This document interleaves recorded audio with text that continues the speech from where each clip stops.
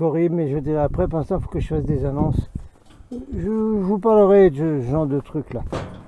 Ça là, ça là. Alors, les annonces. À partir de demain, vendredi 11, samedi 12, dimanche 13, 3 jours de militantisme. Bon voilà. Ferme, force et honneur, on lâche rien. Bon, alors, demain, je vais au rond-point d'Egat, en Cerdagne, en 66.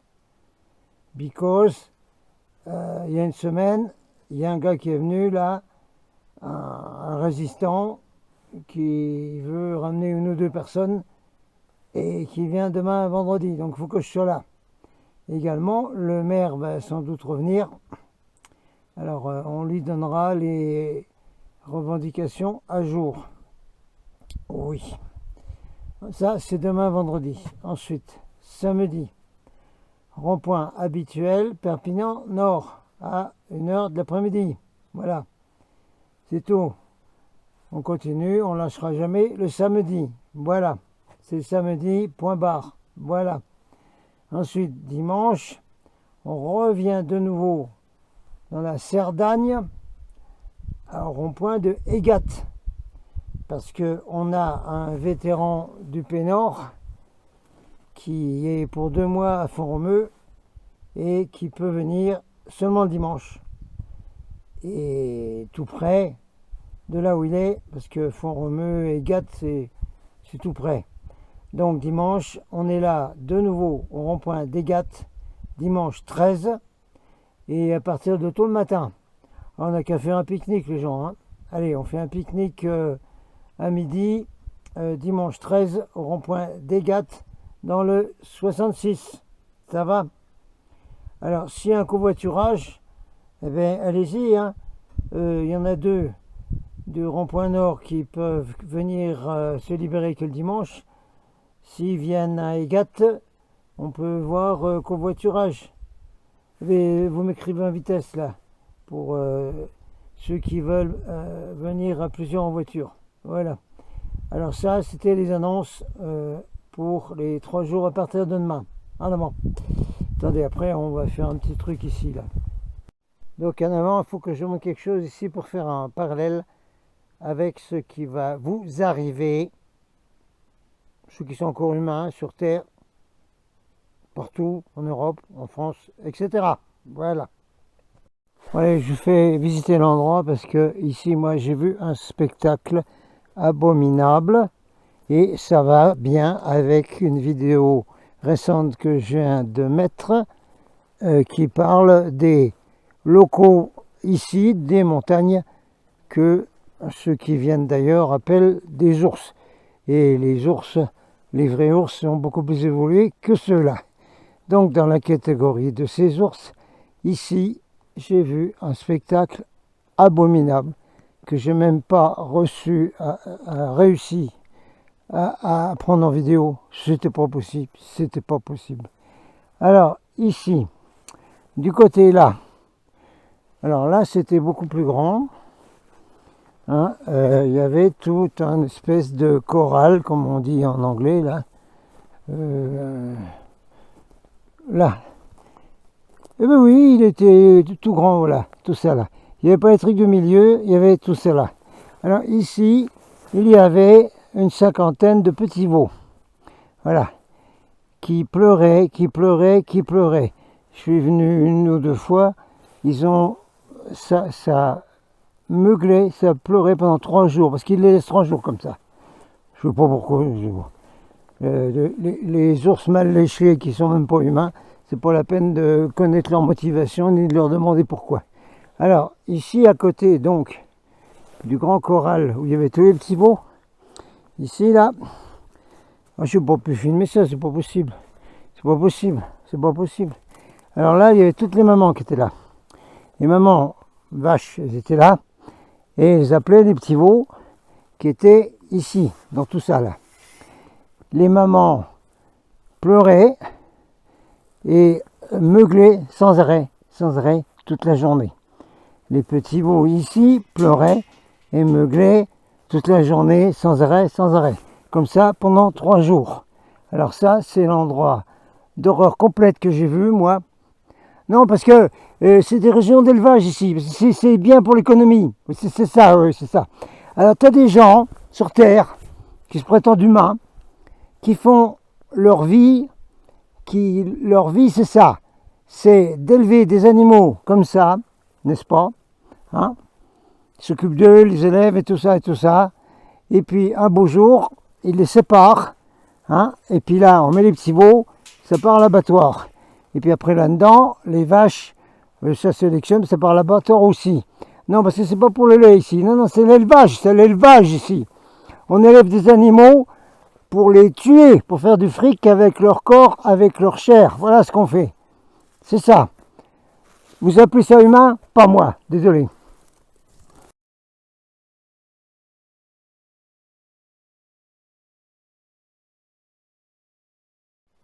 C'est juste pour faire un parallèle, hein. Moi je vous emmène dans ce truc. C'est un parallèle avec les camps où on fera pareil. C'est-à-dire que les mamans vaches, les petits veaux, on mettra aussi des humains dans des trucs comme ça. On les rassemble au départ, puis après ils partent dans des camps et tout ça et tout ça. Ça vous arriver. Ça va vous arriver. Bon non, mais ça va vous arriver à vous. Oui, vous. Les résistants, les éveillés spirituellement, qui ont fait du développement personnel Nouvietch et tout ça, les dissidents politiques, les intellectuels et tout ça, c'est pour vous. Ils vont pas vous laisser comme ça, hein, le nouvel ordre mondial. Ah non, ils vont pas vous laisser en liberté comme ça. Non, vous allez partir dans des machins comme ça, hein. Ne vous inquiétez pas, hein.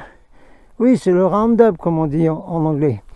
Ils en parlent beaucoup en Amérique. Vous connaissez l'histoire des camps FIMA. Un beau jour, vous allez donc être rassemblés. Puis par exemple, là, vous avancez dans un machin comme ça, là. Et puis on vous tag. Oh, tiens.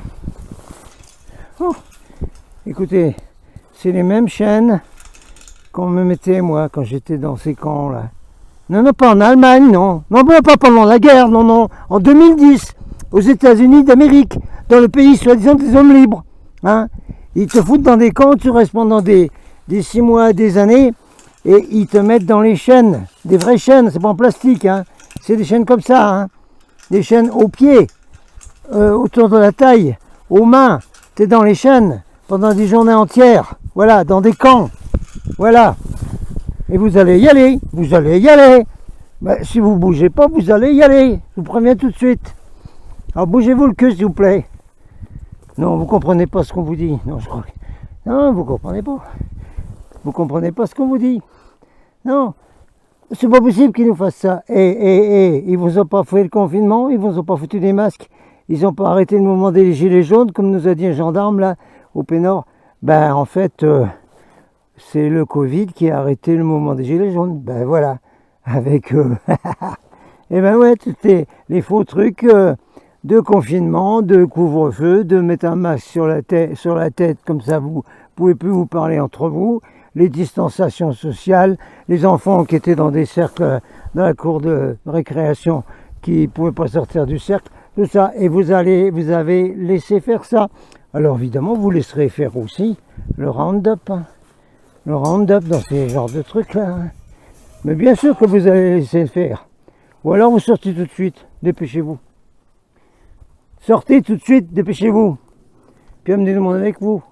Parce que votre famille, vos amis là, hein, vous allez voir ce qu'ils vont ramasser. Hein.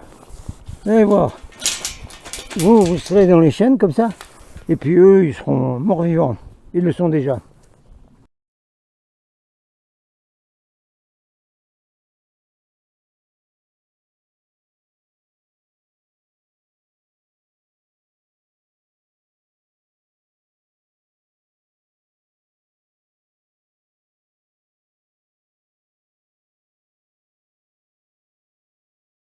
Hello, Captain ici, devant les portes du camp de concentration de Rivesaltes, qui est pas loin du Pénord, hein, du du rond-point Pénord.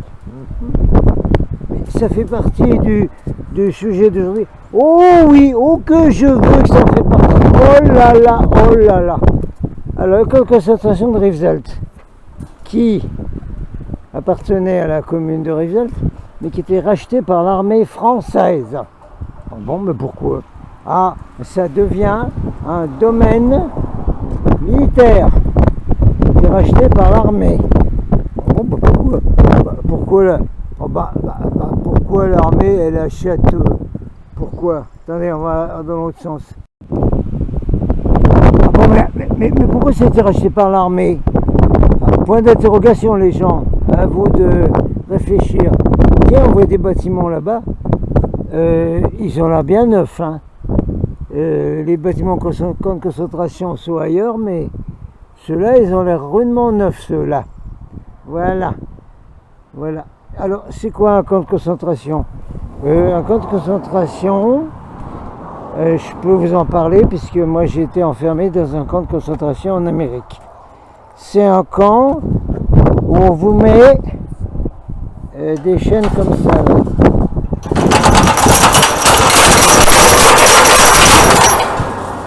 Vous avez vu les chaînes? Vous avez vu les chaînes? Eh bien, dans les camps de concentration, on vous met dans des chaînes comme ça. Ah oui, monsieur, c'était en Allemagne. Non, c'est pas en Allemagne. Non, non, non, non. Non, non. Moi, j'étais dans un camp de concentration en Amérique et on me mettait dans des chaînes comme ça, en fer. Voilà. Ah ben, s'il faut vous choquer, on va le faire. Vous allez voir. Alors, c'est assez historique. Hein, ça remonte au début donc de ce camp, n'est-ce pas? Voilà. Voilà. Ça, c'est le début. C'est le début, ça, c'est le début. Non, non, mais attends, on va parler à la suite. On va parler de ce qui s'est passé après. Oui, bon, voilà. Le camp de concentration de Rivesaltes, il a servi après ça? Ah oui? Ah oui, ah oui. Regardez.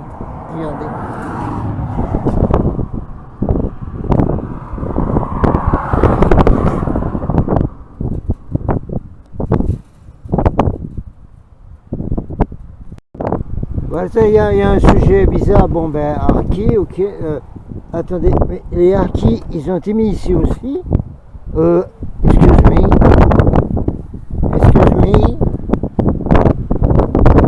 Excuse me. De 1962 à 1972, les harkis, les soldats français ont vécu dans ce camp. Ah, donc il n'était pas enfermé après les histoires de l'occupation et du régime dictatorial qui est le même que celui d'aujourd'hui. Ah, ça a encore servi après? Oui, hein. Aussi un truc incroyable, innommable, pas possible. En face des stèles. Ah ouais, la voiture. Il y avait une stèle ici. Mais elle n'est plus là, la stèle. Ah oui, mais moi je l'ai filmé il y a quelques années. Ah mais ils l'ont enlevé, la stèle. C'était quoi cette stèle-là? Tu peux expliquer, Captain? Ouais, je vous explique. Attendez, j'amène la voiture et je vous explique dans la voiture.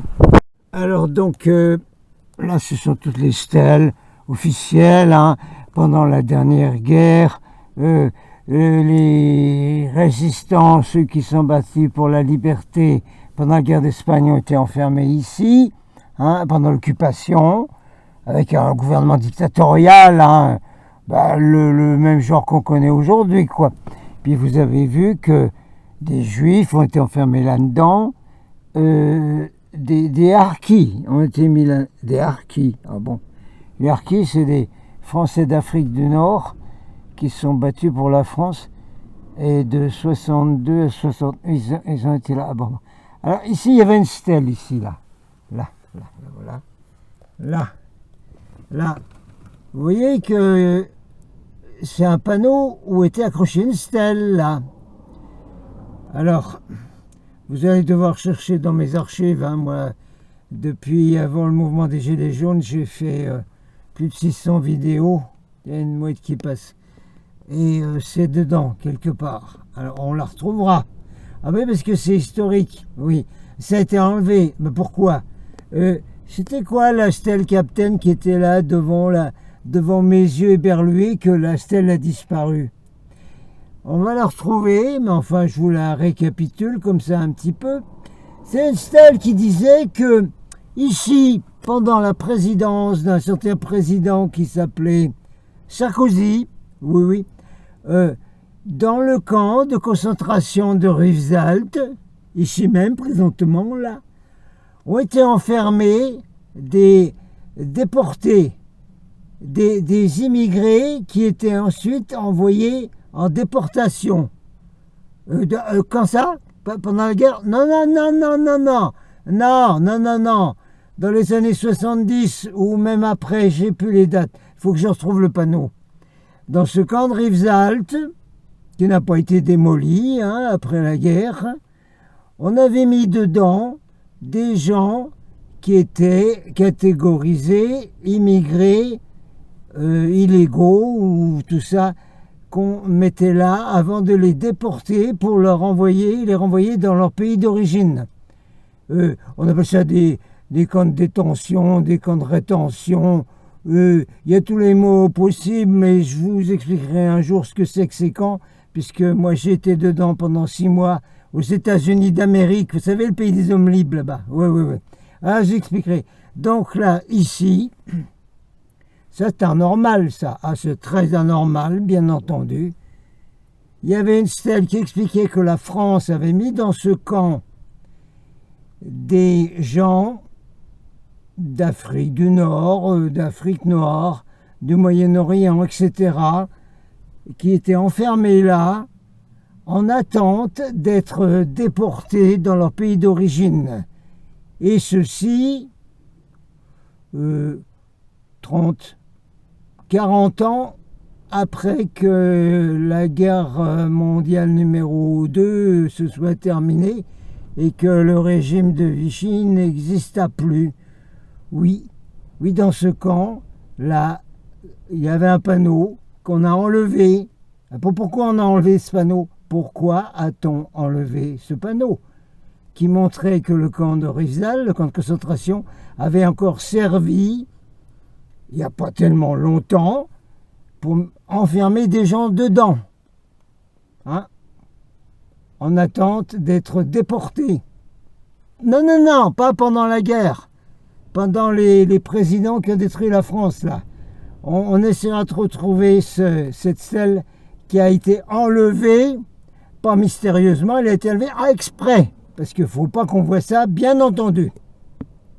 Bon, écoutez les gens, vous allez travailler un petit peu, vous allez chercher aussi, parce que moi je ne peux pas m'occuper de tout, là, je ne peux pas. Alors, vous allez chercher dans les images, dans les moteurs de recherche d'Internet et compagnie, dans les stèles du camp de concentration de Rivesaltes dans les Pyrénées-Orientales, vous allez chercher toutes les stèles historiques pour la mémoire, et vous allez essayer de trouver la stèle qui était là et qui a été enlevée et qui concernait donc l'enfermement ici dans ce camp d'immigrés destinés à la déportation de leur pays d'origine. Voilà. Vous cherchez, s'il vous plaît, quand on essaye de retrouver, il doit exister une photo quelque part sur Internet de la stèle qui a été enlevée là exprès pour qu'on ne sache pas que dans ce camp de concentration où on avait mis les combattants de la liberté de la guerre d'Espagne, où on avait mis des juifs et des harkis, on avait mis aussi des gens qu'on déportait et dont on disait qu'ils étaient immigrés illégaux. Voilà. Oui, sous la présidence des présidents dont on connaît l'historique pour ce qui est de la situation française actuelle. Vous aidez à chercher ça, s'il vous plaît. Bon, Captain, on va dégager la piste là. Peut-être pour continuer la vidéo. Il vaut mieux ne pas rester dans le coin puisque j'ai quand même fait grand bruit d'effrayeur avec les chaînes posées par l'armée là-bas sur les portes du camp militaire ici là. Donc il vaut mieux peut-être, comme il disait l'anglais dans la grande vadrouille, Foutre le camp, foutre le camp.